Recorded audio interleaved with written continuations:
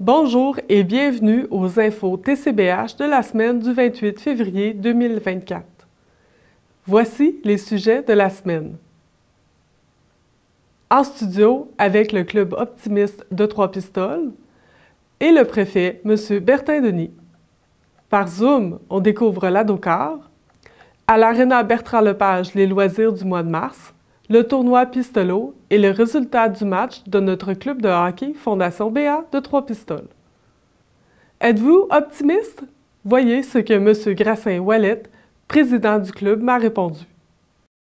M. Grassin-Ouellet fait partie du club optimiste de Trois-Pistoles depuis maintenant 23 ans.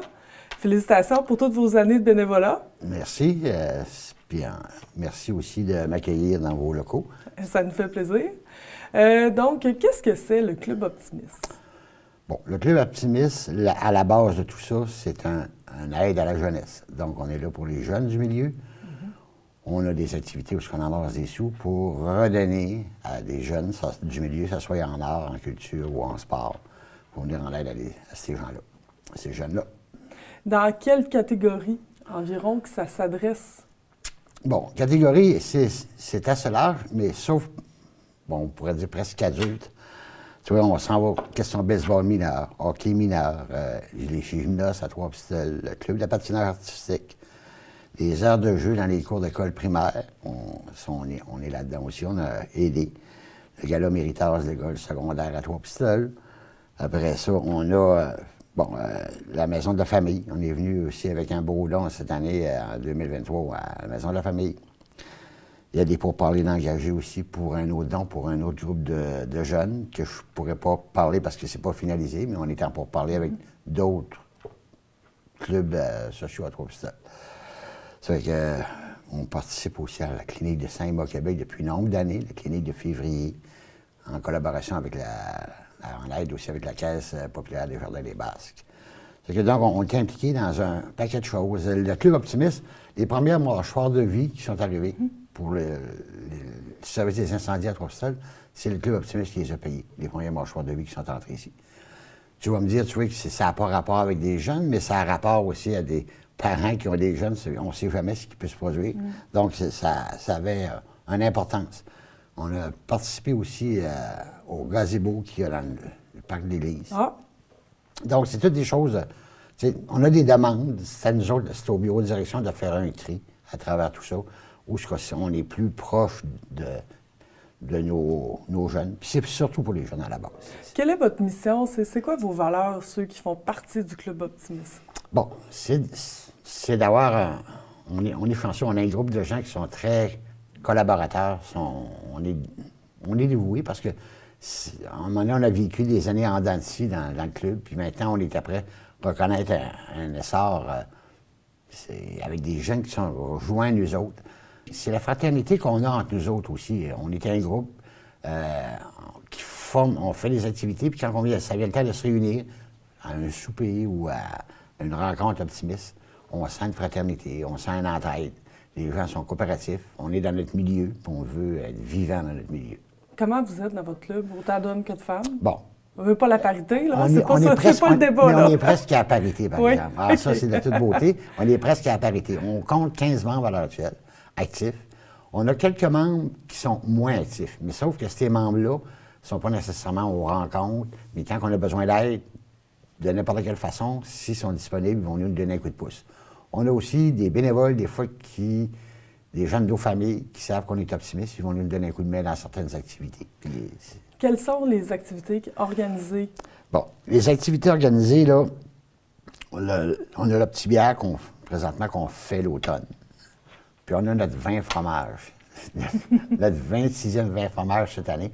Je pense que 26 années en ligne pour faire un vin fromage qui compte minimum 300 convives tout le temps. C'est beaucoup de travail. Mais c'est surtout ça, c'est avec ça qu'on va chercher du monétaire pour redonner à nos jeunes du milieu. Sauf que quand on fait notre vin fromage, qu'est-ce qu'on fait, Véronique, c'est qu'à tous les ans, depuis plusieurs années, c'est les finissants de secondaire 5 qui viennent nous aider à faire la préparation pour tout servir le souper. En retour, on lui donne un beau chèque qui vient lui aider pour le bal de fin d'année ou peu importe. Cette année, ça va être une première depuis plusieurs années, le secondaire 5 va être absent à notre vin fromage. Donc, c'est les gymnases qui vont venir nous aider. Puis on va lui remettre un chèque à la fin de la soirée qui va venir les aider dans les activités puis les déplacements, ainsi de suite. Puis il y a possiblement des parents de gymnases qui vont venir nous donner un coup de pouce à travers ça aussi. Combien d'activités vous faites par année? Là, vous me parlez du vin fromage. Est-ce qu'il y en a d'autres aussi à venir? On a déjà eu plus que ça. Sauf qu'on a quand même réduit parce que le nombre de membres diminuait. On était tous surchargés. Donc, on a réduit, on fait un petit bière, un vin fromage. C'est pas... Puis là, avec l'ajout de nouveaux membres plus jeunes, ce qu'on veut, c'est que ces jeunes-là nous amènent de nouvelles idées. On va peut-être partir sur une lancée d'une autre activité. Je pourrais pas te dire de quoi que ça peut s'agir parce que je ne le sais pas. Mais il reste que ces jeunes-là qui sont joués au groupe des optimistes, c'est ça que ça nous prenait pour nous donner un nouveau souffle puis nous amener des nouvelles idées. On va prendre le temps de les écouter, puis sûrement que ça va. Bien, de la jeunesse se joindre au Club Optimiste, ça va amener des nouvelles idées, des nouvelles activités, puis peut-être qu'eux autres aussi, ils font partie des associations ou des groupes de jeunes, les scouts, par exemple. Ouais. C'est un exemple que je donne, là. Puis, c'est parce que quand tu ajoutes des nouvelles personnes plus jeunes, ils ont un groupe, eux autres aussi, autour d'eux autres. Il y a de quoi qui gravite autour d'eux autres, qui t'amène en même temps à toi, puis nous autres, ça fait à nous autres de cueillir tout ça, puis servir du positif là-dedans. Je pense que vous êtes optimiste. Oui. Sans faire de jeu de mots. Oui, je le suis. Ça fait 23 ans que vous faites partie du club. Oui. Vous n'avez vu des choses passer là, Oui. durant toutes ces années-là. Oui, on a vu des choses, on a vu... Au moment où je te parle, j'ai la chance d'avoir un bureau, un club qui est en santé. J'ai la chance d'avoir un bureau de direction qui est formidable aussi, là. Moi, je suis là, OK, c'est un titre, les titres, je ne m'arrête pas à ça, mais il reste mon bureau de direction qui m'accompagne, là. Ils travaillent, ils sont ouverts, puis ils sont prêts. Puis, j'imagine le Club Optimiste, ça doit être géré par une charte. Bien, c'est géré. Maintenant, on fait partie. Il fut un temps, l'Optimiste était l'Optimiste international. Donc, on avait des choses qui étaient comme, excusez le mot, mais américaines. Maintenant, on s'est détaché de ça. On porte le nom d'Optimiste francophone. Donc, le regroupement qu'on a est plus petit, mais on est strictement des clubs francophones. Donc, ce qui nous amène à payer un peu moins de contributions pour les membres, qui nous amène à être plus, on se sent plus chez nous, les francophones. Si on a de la communication, c'est plus en anglais, c'est en français. Donc, on peut être membre du Club Optimiste. On a une passe à payer, quelque chose comme ça? Tu as une passe à payer. OK. Si je te dis, présentement, pour être membre Optimiste, ça coûte 85 $ par année, pour être membre Optimiste. Maintenant, ça, je te dis ce que ça coûte. Monsieur Tout-le-Monde peut devenir membre Optimiste. Oui, même, je pense que tu devrais venir membre Optimiste. Voulez-vous me vendre une carte, là? Je ne te vendrai pas de carte, mais on pourrait t'ajouter à notre club Optimiste, puis après ça, je te vendrai de carte après. OK. Mais, non, c'est parce que, quelque part, là, nous autres, on est là, on aide les jeunes, mais c'est sûr qu'à un moment donné, on aimerait ça que des parents, à un moment donné, viennent nous donner un coup de pouce aussi, dans le sens qu'on peut aider les jeunes.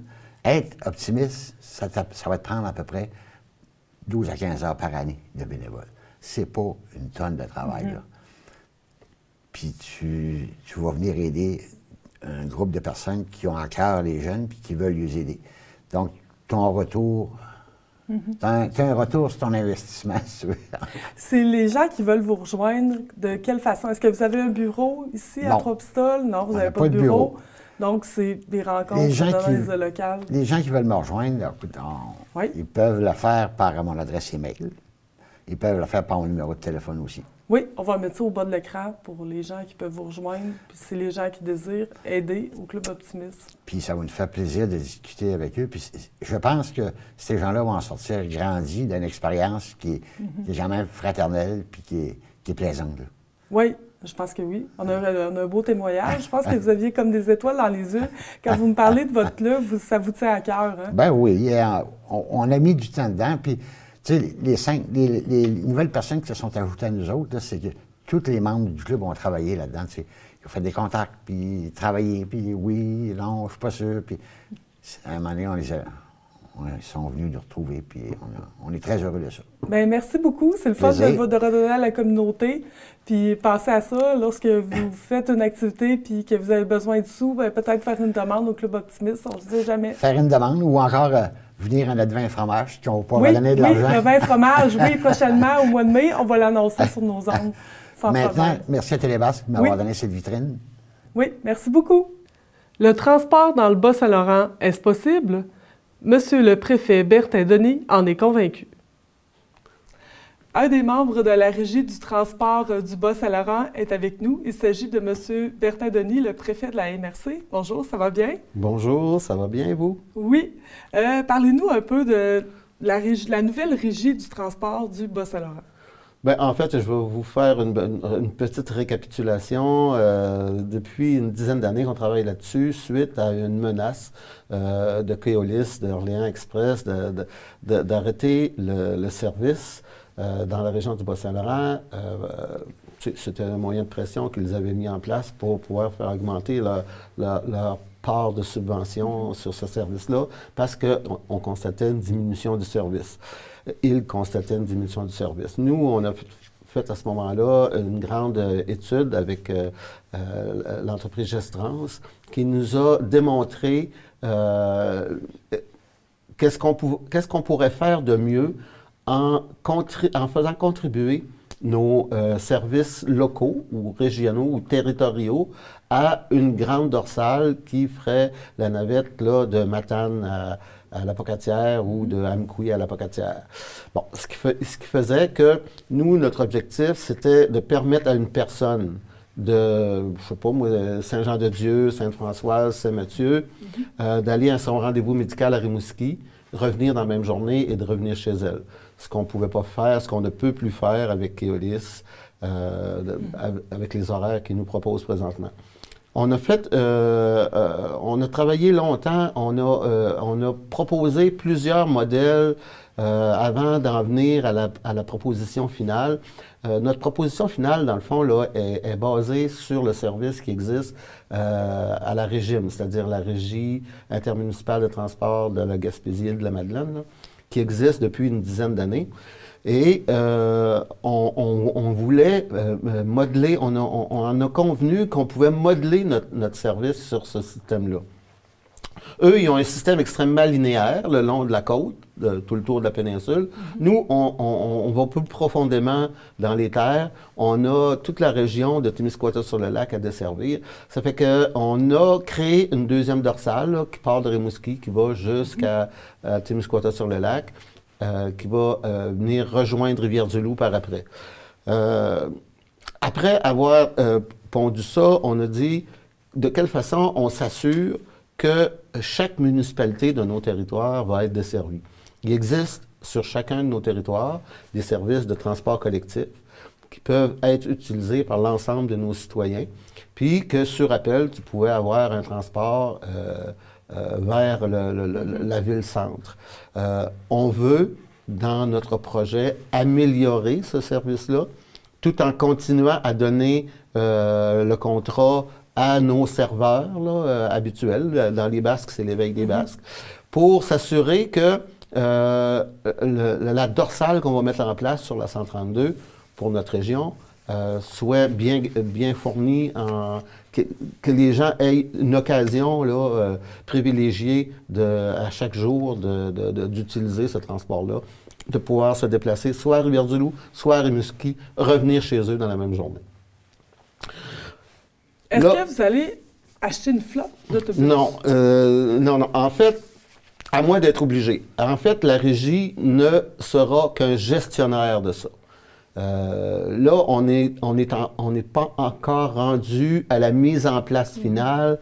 Il faut d'abord s'assurer du financement. Là où on est en discussion présentement, c'est avec le gouvernement du Québec pour leur faire accepter, sur le même modèle que la régie de la Gaspésie, 2 cents sur la taxe d'essence vendue dans notre région pour financer ça. On parle autour de 5 millions par année qui viendrait combler un budget d'autour de 7 millions par année pour l'ensemble du Bas-Saint-Laurent. Nous, on pense que, bon, selon les études, puis avec les exemples qu'il y a en Gaspésie, on est capable de boucler un budget et de donner le service optimal qu'on veut faire. La régie ne sera pas propriétaire des autobus. Nous allons continuer à faire affaire avec nos entrepreneurs locaux.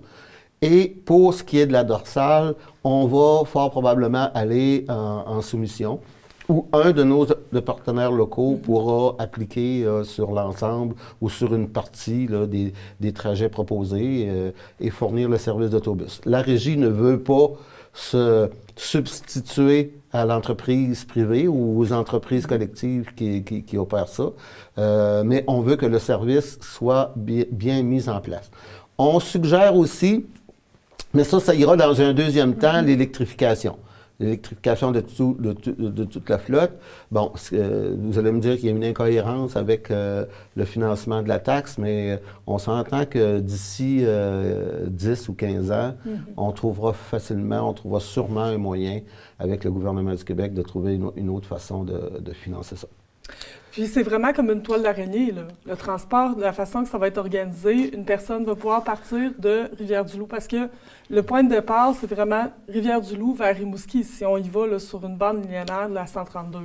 Bien, le départ, c'est au centre du territoire et aux extrémités du territoire. Chaque matin, il y a un autobus qui part du centre vers les extrémités, un autobus des extrémités qui part vers le centre. Ce qui fait qu'il va toujours avoir 2 ou 4 autobus potentiels, qui fait qu'on peut revenir dans la même journée. Puis, ça part vraiment des extrémités, comme vous avez dit, de Rivière-du-Loup. Ce que je voulais dire, c'est que les autres municipalités en bas de ça, Kamouraska, n'ont pas embarqué dans le projet. On parle de Rivière-du-Loup. Non, la MRC de Kamouraska, non, exactement. La MRC de Kamouraska n'a pas souscrit à ce projet-là. Bon, on leur a proposé toutes sortes de choses. Eux nous disent que leur vague de transport va plutôt vers l'ouest, vers Québec. On leur a même proposé de laisser passer des autobus à chaque semaine, 2 fois par semaine, pour aller au CHUL, mettons, ou aller dans les hôpitaux de Québec ou dans les centres d'achat de Québec, qui peuvent se revenir dans la même journée, mais j'imagine qu'ils ont quelque chose de mieux parce qu'ils n'ont pas adhéré à ce mouvement-là. OK. On parle vraiment de ce territoire-là. Oui. Puis, pensez combien de départs par jour? Est-ce que vous avez fait un petit... Ben, idéalement, là, à un endroit comme Trois-Pistoles, là, il devrait avoir au moins 4 départs par jour. 2 vers l'est, 2 vers l'ouest. Ça, c'est ce qu'on souhaite mettre en place. Bon, au niveau des passagers, j'imagine que c'est un peu le même style de bus qu'on retrouve à l'Éveil des Basques. Je vous donne un exemple. Dans la région ici, une vingtaine de passagers environ. Moi, ça va être des autobus de ce genre-là. Là, c'est un peu le même genre? Oui. Okay. C'est des autobus à courte distance là, qui sont pas assez confortables pour, je sais pas, faire 300, 400, 500 km. Mais pour faire un petit 100 km, oui, c'est ça, c'est bien confortable. Oui, tout à fait. Puis il va y avoir de la place à amener un peu de paquets. On n'interdira pas aux gens d'aller magasiner à Rimouski ou à Rivière-du-Loup. À quelle année vous pensez que ce plan va être instauré? Bien, le plan, nous sommes prêts à le mettre en place. Je vous dirais que là, pour l'année 2024, le mandat qu'on s'est donné, l'échéance qu'on s'est donnée, c'est vraiment d'assurer le financement avec le gouvernement du Québec. Quand ça va être en place, on va faire un tour en autobus? On ira faire une petite ride. Faire une entrevue dans l'autobus, ça serait le fun. Oui, pourquoi pas, pour revoir un peu comment ça fonctionne. Qu'est-ce que ça donne? Oui. J'aimerais parler maintenant de Saint-Guy, la municipalité de Saint-Guy qui voulait se défaire de la MRC des Basques. Qu'est-ce qui se passe dans ce dossier-là? Bien, il se passe que tout ce que j'ai avancé là, depuis que j'ai appris cette intention-là des 2 municipalités de fusionner se réalise. Ça a été fait tout croche par des gens totalement incompétents. On le constate là, à chaque fois qu'on veut poser une action. Le gouvernement du Québec, dans son histoire de fusion récente, a réalisé quelque chose comme 3 fusions dans lesquelles ils ont partagé l'actif de la MRC au pourcentage de la municipalité qui s'en va. Ça, cette façon de faire-là, elle n'était pas légale, elle n'était pas correcte, parce qu'une MRC, c'est formé de ses citoyens et de ses contribuables. On a fait la démonstration au gouvernement du Québec qu'on ne peut pas partager notre actif avec une municipalité. Ça appartient aux citoyens. Première chose qu'on a gagnée. Deuxième chose là, qu'on est en train de gagner, c'est que il y a une procédure à suivre. C'est-à-dire qu'il y a une procédure à suivre pour se séparer d'une MRC, mais qui n'est pas expliquée chronologiquement dans la loi sur les affaires municipales. Il faut le déduire. Chose que les conseillers du ministère n'ont jamais réellement fait. En principe, quand une municipalité veut s'en aller dans une autre MRC, il faut d'abord qu'elle se sépare et qu'elle demande d'être acceptée dans l'autre MRC. Ça n'a pas été fait. Eux autres, la façon dont ils ont procédé, c'est qu'ils ont fait un règlement de fusion directement avec l'autre municipalité qui est dans l'autre MRC. Fait que là, il manque une étape. Cette étape-là, il faut la réaliser. Présentement, on est à réaliser cette étape-là, c'est-à-dire établir les coûts de la séparation qu'on est en train de vivre. Les discussions sont là. Un coup, ça sera réglé. Là, la nouvelle entité pourra s'en aller avec la MRC du Témiscouata. Et là, ils vont être obligés de recommencer les calculs, les discussions avec l'autre MRC. Donc, un gros processus les attend encore s'ils veulent vraiment séparer la MRC des Basques. Une fusion dans la même MRC, c'est simple à réaliser. C'est extrêmement simple à réaliser. C'est les mêmes chiffres que tu changes de carreau. Dans une autre MRC, c'est pas ça, là. Il faut que tu enlèves des choses d'une MRC, puis ils feront ce qu'ils voudront dans l'autre, mais il faut d'abord faire ce partage-là. Oui, je comprends bien. Mais merci beaucoup de nous avoir d'être venu nous visiter aujourd'hui. C'est un plaisir. Puis de nous avoir parlé de la nouvelle régie du transport. Puis je pense que merci de votre implication des membres du CA. Vous n'êtes pas le seul là-dedans, mais c'est bien intéressant d'avoir un nouveau transport prochainement, peut-être en 2025. Bien, nous, on pense qu'on est capable d'aller en soumission pour les autobus en janvier 2025. Ah, c'est super. C'est l'agenda qu'on s'est fixé. C'est un petit tour en autobus la prochaine fois. Ah, la prochaine fois, on sera en autobus. OK, merci beaucoup. Merci. Merci. Monsieur Michel Hébert est un bénévole impliqué et nous parle de l'ADOCAR. Aujourd'hui, on a rendez-vous avec l'ADOCAR. Qu'est-ce que c'est l'ADOCAR? Eh bien, Monsieur Michel Hébert, un bénévole très impliqué, peut nous l'expliquer? Bonjour. Bonjour, ça va bien? Oui, beaucoup. Donc, l'ADOCAR, c'est l'Association pour le développement des aînés à l'UQAR. Dans les faits, ce n'est pas une division d'université, c'est un organisme à but non lucratif qui existe depuis 35 ans, parce qu'il a été créé en 88, mais il faut qu'on continue de faire parler de nous autres, se faire connaître. Puis le but de cet organisme-là, c'est qu'on s'adresse aux gens de 50 ans et plus du Bas-Saint-Laurent, de la Gaspésie et des îles depuis notamment la pandémie, là, le territoire a doublé, en offrant des formations, des activités de formation et des conférences et des visites. Donc, à ce moment-là, puis ces activités, ces conférences-là se déroulent soit en présence dans certains lieux, notamment Rimouski, Rivière-du-Loup, mais on va ailleurs, comme on va visiter en passant l'usine AMT de Saint-Cyprien cet hiver, plus tard.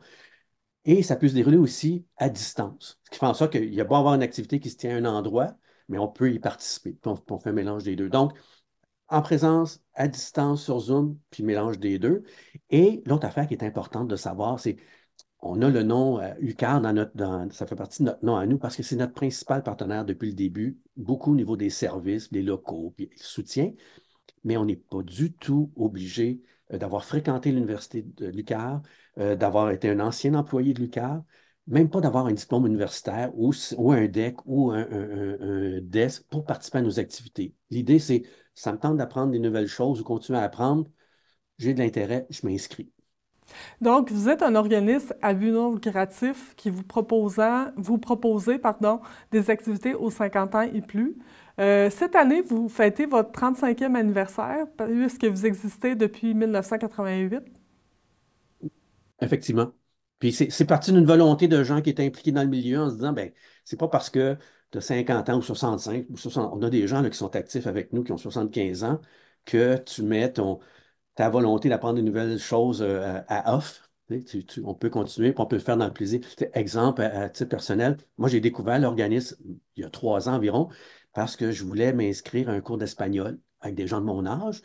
Puis, bon, ben là, j'ai trouvé j'ai trouvé le site web de l'ADOCAR. Puis, on commence notre 6e session. C'est à peu près la même petite, puis c'est des petits groupes là, au niveau de langue, notamment, on est 8. On est partout sur le territoire, mais on est à peu près le même petit noyau de 5-6 depuis le début. Fait que même si on est à distance sur Zoom, on a autant de plaisir que si on était en classe.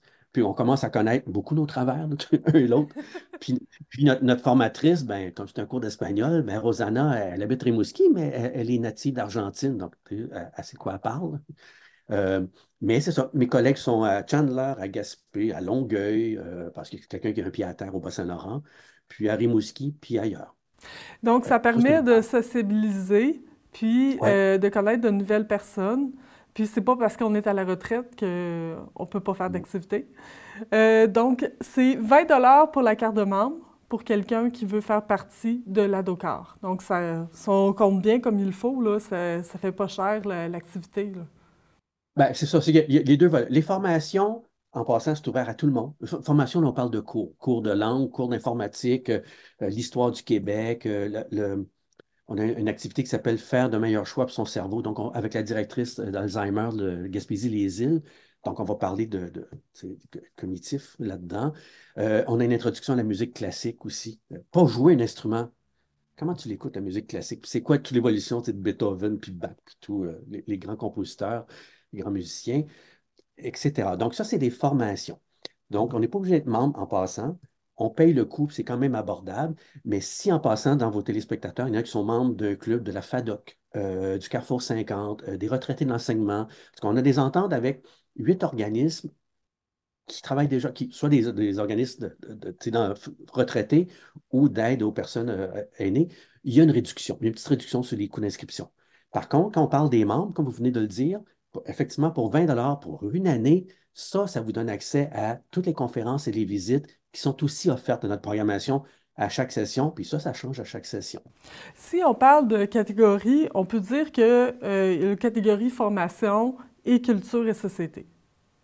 Ben, c'est ça. Dans les formations, dans les cours, il y a donc des cours de langue, anglais, espagnol, allemand. Et là, on va revenir avec probablement des cours d'italien à l'automne prochain parce qu'on a trouvé quelqu'un qui est bilingue italien-français, là, qui connaît l'italien.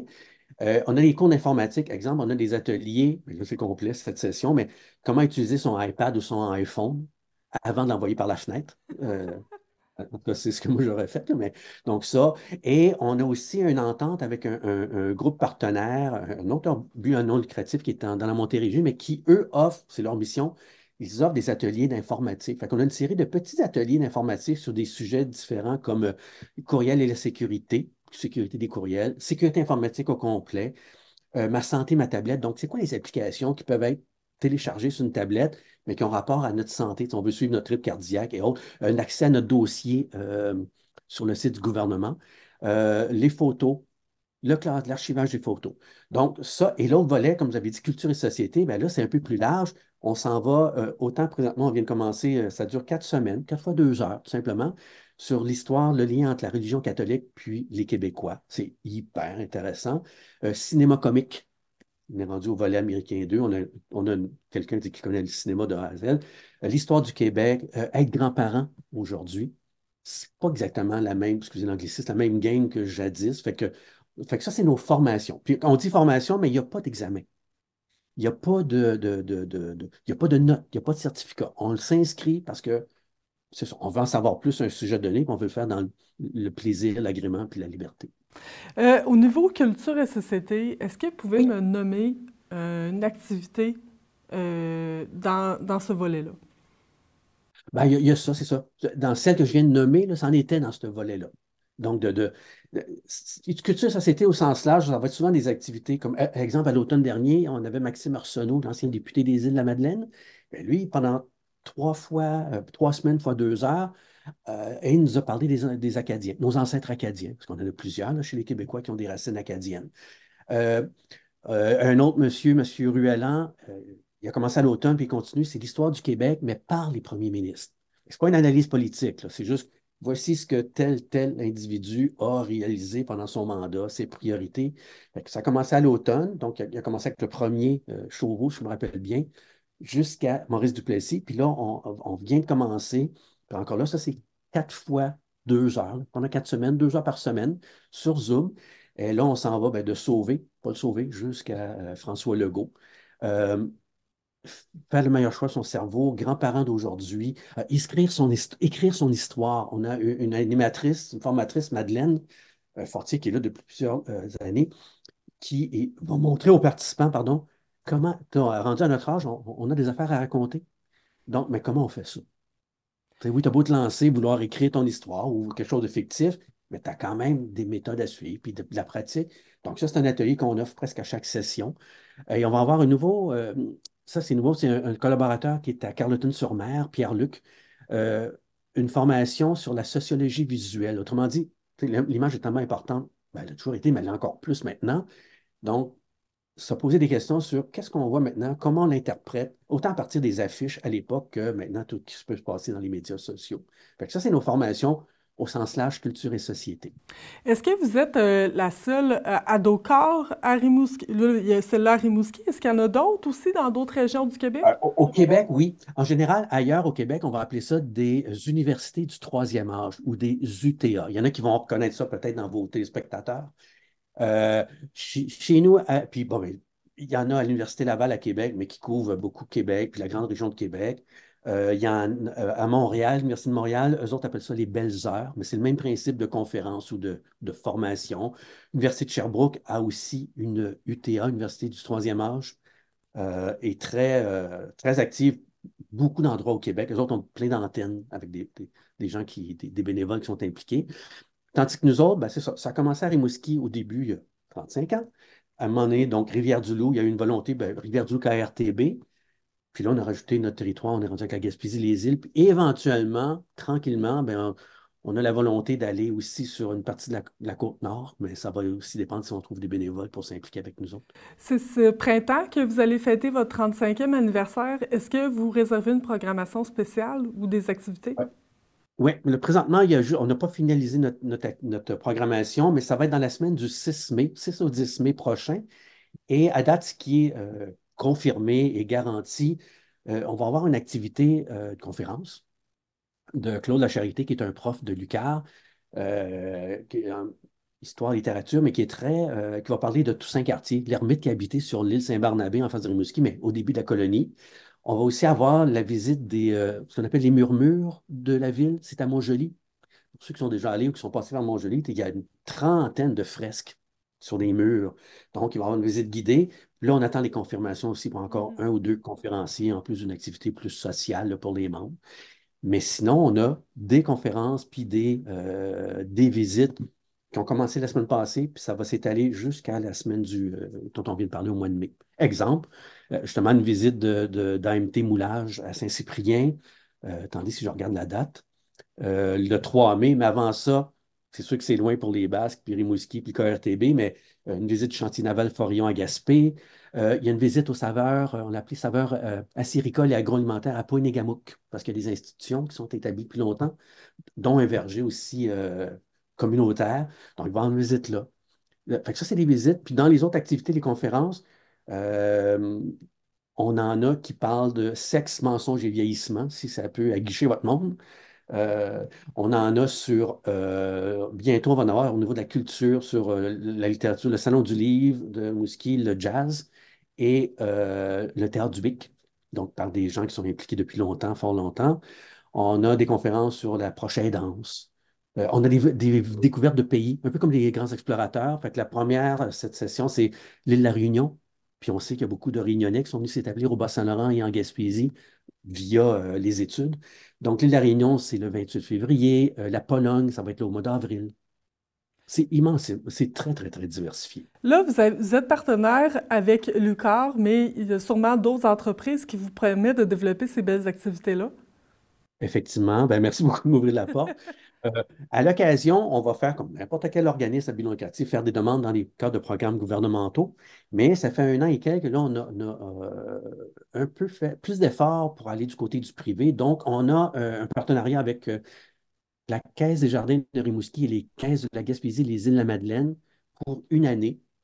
On a aussi une entente financière avec les pharmacies Uniprime et de la Gaspésie. Mais ça bénéficie à tout le monde, évidemment. Puis là, on va continuer à développer puis faire nos recherches. Ah, la ville de Rimouski, eux ont une politique de support aux organismes culturels et récréo-culturels. Et eux autres viennent nous octroyer de l'argent. Ils ont annoncé les montants pour cette année et l'année prochaine aussi garantis. Pour toute personne qui veut s'inscrire, vous pouvez consulter le site Internet au www.adocor.ca où on va mettre le numéro de téléphone en bas de l'écran. Monsieur Hébert, merci beaucoup de nous avoir fait découvrir l'Adocor. Ben, merci beaucoup pour cette chance-là, puis de rejoindre les gens des Basses puis du Haut-Pays. Oui, merci beaucoup. À la prochaine. Au revoir. Merci Au revoir. beaucoup.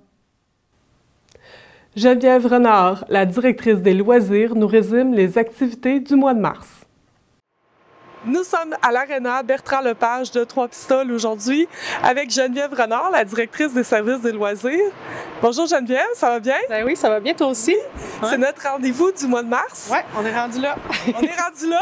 déjà le mois de mars. On dirait qu'on est déjà au printemps avec l'hiver qu'on a eu, mais là, on est rendu au mois de mars. On essaie de visiter chacun des établissements des loisirs. On était à la bibliothèque, là ici à l'Aréna Bertrand-Lepage. Bon, là, la semaine de relâche s'en vient, hein? Oui. Bon, on parle de quoi à la semaine de relâche? Beaucoup d'activités. Dans le fond, le plus simple, c'est vraiment d'aller visiter notre site web dans la programmation. Dans le fond, d'aller visiter le site web sous l'onglet programmation. Vous allez avoir vraiment tout ce qui va se passer. On a de la danse africaine, on a de l'initiation à la peinture, on a l'ascension du Mont Camping qui va se passer avec les pompiers. Fait que c'est venir monter la montagne de neige au camping municipal avec un boyau sur les épaules pour voir si je suis capable de me rendre jusqu'au bout. Ça s'adresse à qui, ça, cette activité-là? C'est vraiment toute la clientèle scolaire. Il n'y a pas d'âge, en fait. Les parents veulent venir, les tout-petits, ils vont en avoir pour tout le monde. Décoration du banc de neige aussi avec de l'eau colorée. Fait que cette activité-là est vraiment pour tout le monde. Il y a certaines activités où il faut vraiment s'inscrire. On a une activité avec, par exemple, les débrouillards Technosciences Est du Québec. Eux autres, il faut s'inscrire. Toute l'information est sur notre site Internet. Donc, sous l'onglet programmation, là, il y a vraiment une belle semaine de relâche pour tout le monde. C'est une activité hors de l'ordinaire. Hey, écoute, les petits débrouillards, là, je suis allée moi aussi quand j'étais jeune. Ouais, c'est ça.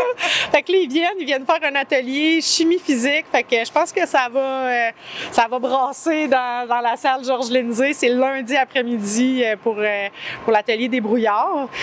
Puis on n'enlève pas, sur la programmation, là, vous allez voir, il y a aussi plein de bains libres, plein de patinage, hockey libre. Ils ne sont pas tout le temps dans le calendrier, mais il y a aussi plein d'horaires libres là, un peu partout. Puis il y a plusieurs séances là, pour les citoyens des Basques à la piscine qui sont gratuits. Donc des bains libres gratuits. Puis là, il faut vraiment aller voir, là, est-ce que moi je suis à Saint-Jean-de-Dieu, moi c'est quand ma plage horaire, là, mais c'est tout indiqué là, dans la programmation de la relâche. Bon, parlons-en de la piscine. À la piscine, il y a une grande traversée qui s'en vient. Oui, la grande traversée revient cette année. On la fait pas en bateau, celle-là, hein? On la fait pas en bateau, mais on nage les 28 km qui nous séparent, dans le fond, de Trois-Pistoles des Escoumins. Fait qu'on nage 1120 longueurs. Entre 13h le samedi 16 jusqu'au 13h. Dans le fond, c'est une traversée de nuit. C'est un 24 heures. Donc, de 13h le samedi 16 jusqu'à 13h le 17, dimanche le 17. Toute la nuit, on nage? On nage toute la nuit. Fait que ça se fait en équipe de 2 jusqu'à 10. Pour l'instant, on a déjà 4 équipes d'inscrites. Et dans le fond, tout le monde est bienvenu. Vous pouvez venir vous joindre à une équipe, nager 10 longueurs, repartir. L'objectif, c'est vraiment de traverser, de faire le 28 km qui nous sépare de l'autre rive. Ça, c'est quelle date, ça?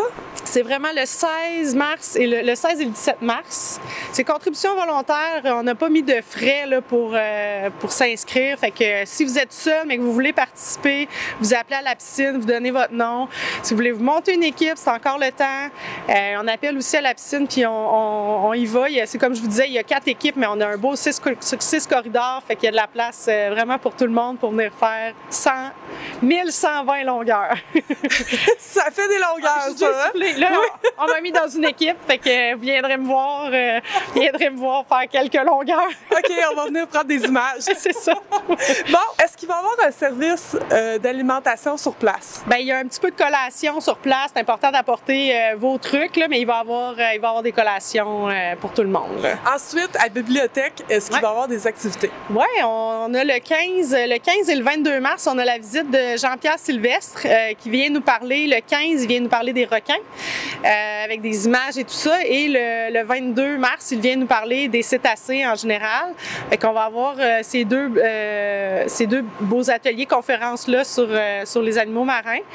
Donc 15 et 22. Après ça, bien, on a les mêmes expositions, là, encore de livres, de volumes et tout ça. Puis on a toujours Monsieur Desicoté qui expose ses œuvres chez nous. On a fait des nouvelles décorations à la bibliothèque. Fait que passez voir ça. On a ajouté de la couleur et un petit peu de souvenirs d'enfance. Fait que vous viendrez voir.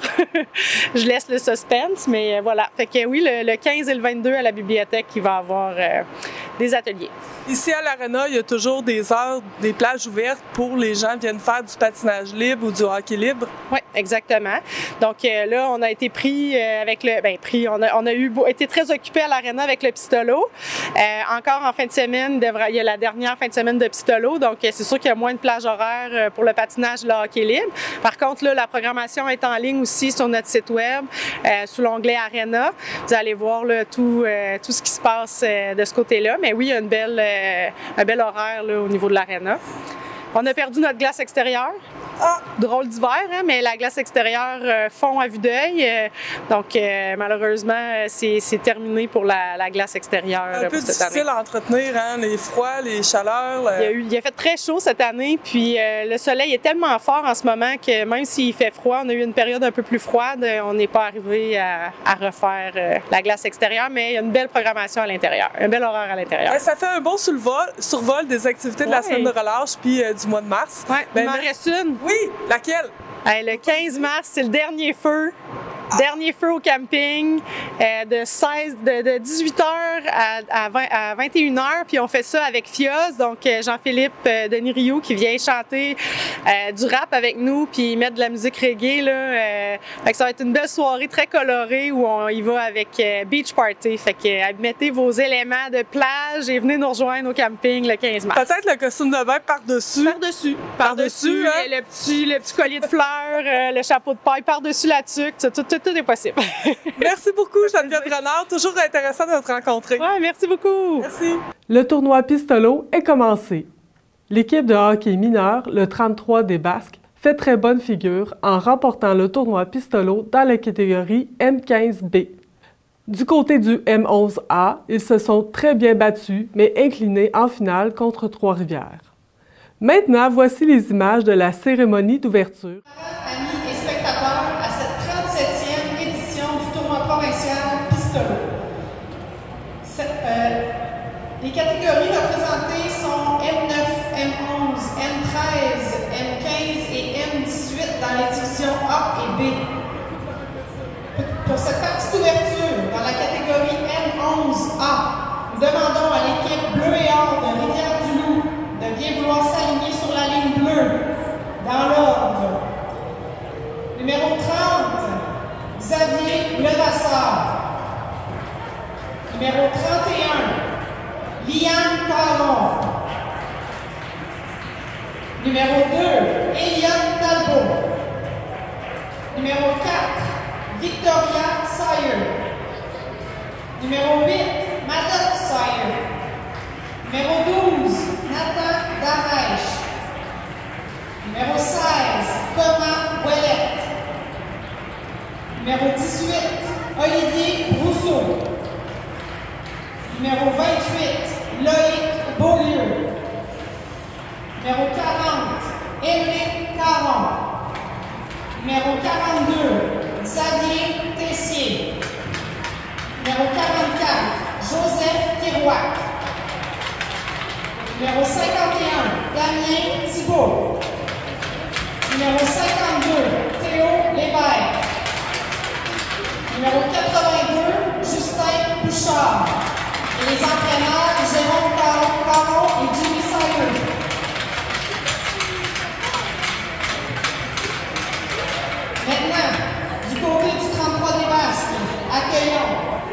Numéro 33, Thomas Saint-Pierre. Numéro 2, Alec Deschaines. Numéro 8, Louis-Philippe Leblond. Numéro 9, Anthony Gagnon. Numéro 17, Joshua Lagacé. Numéro 22, Louis-François Bélanger. Numéro 23, Charles-Olivier Jean. Numéro 39, Jérémy Bélanger. Numéro 60, Laurent Lévesque. Numéro 61, Mathéo Sergerie. Numéro 62, Arthur Côté. Numéro 63, Mathis Rioux. Numéro 68, Lucas Coulombe-Lagacé. Les entraîneurs Olivier Rioux, Nicolas Sergerie et Jonathan Lagacé.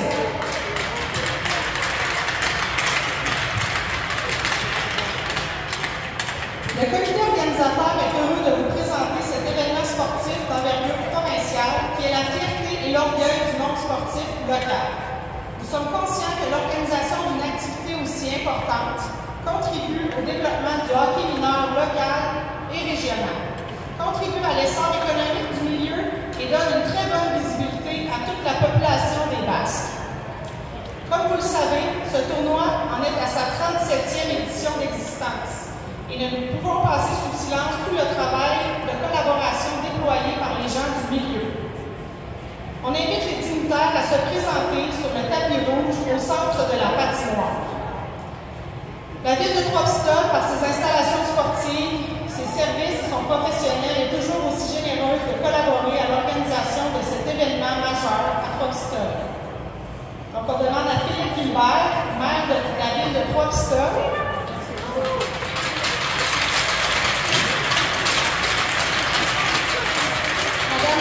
Dionne, députée de Rivière-du-Loup-Témiscouata, inclus les Basques, partenaire du tournoi Pistole. Elle nous souhaite un grand succès pour la 37e édition.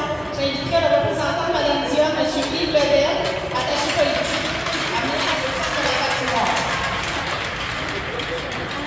Registrale et responsable des tournois pour le Bas-Saint-Laurent, j'inviterai Mme Nancy Otto. Permettez-moi de vous présenter celle qui, depuis 16 ans, accepte de relever le défi de poursuivre le travail de nos bâtisseurs au sein du hockey mineur des Basques, la présidente Micheline Côté.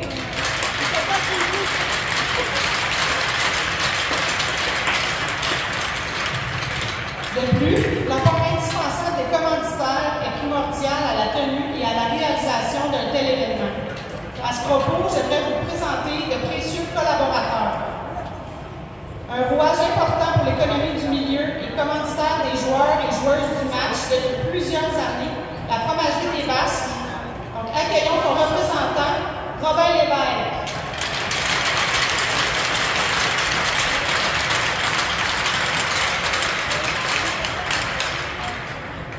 L'un des commanditaires majeurs du tournoi, ce jeune entrepreneur, depuis plus de 5 ans, à Trois-Pistoles. Accueillons le propriétaire de Plomberie Turcotte, M. Sébastien Turcotte.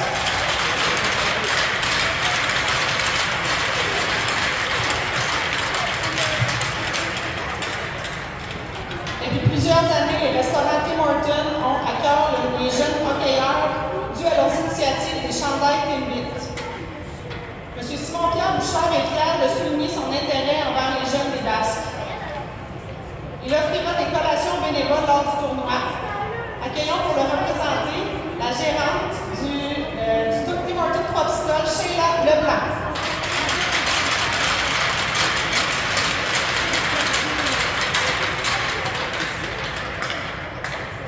Subway évolue constamment pour vous offrir des ingrédients de qualité et rafraîchissants. Les efforts sont déployés pour assurer une expérience exceptionnelle dans nos restaurants. Accueillons le représentant du Subway Trois-Pistoles, Jérôme Couture.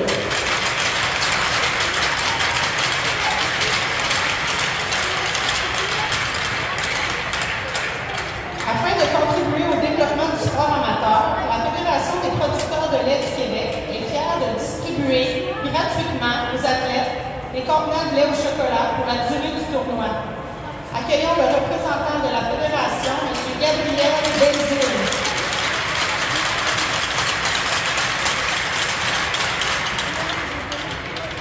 Merci à tous nos généreux commanditaires qui s'impliquent depuis de nombreuses années. Sans votre support, la tenue d'un tel événement ne serait pas possible. Merci.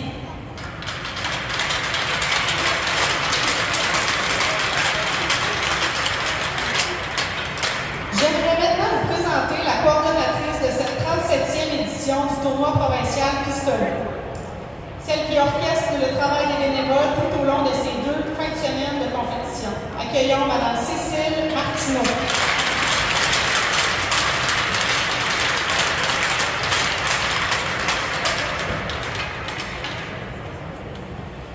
On va procéder à la prise de photo. Donc tout le monde se retourne.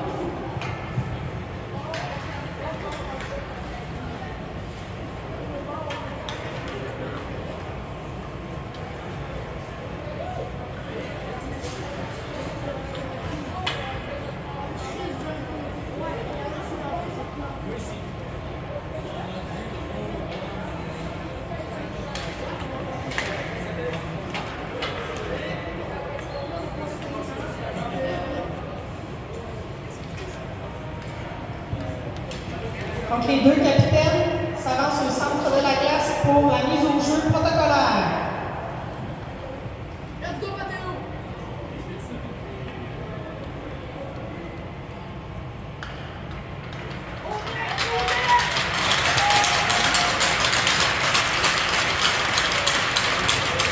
Merci à tous.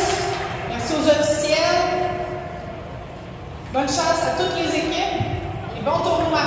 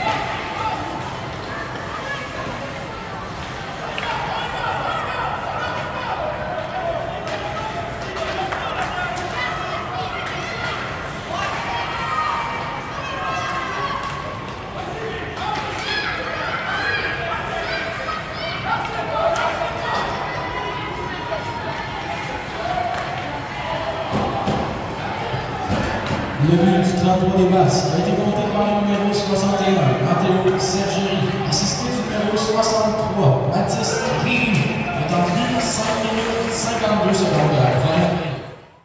Voici le résultat du match de notre club de hockey Fondation BA de Trois-Pistoles.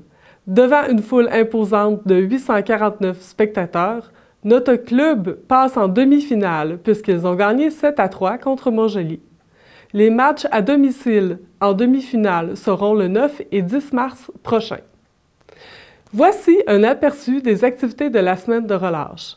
Pour la ville de Trois-Pistoles et la municipalité de Notre-Dame-des-Neiges, chasse au trésor, basket, exploration à roquettes, concours d'habileté à l'aréna, projection du film à la maison du notaire et plus encore. Je vous invite à consulter le bulletin municipal pour plus de détails.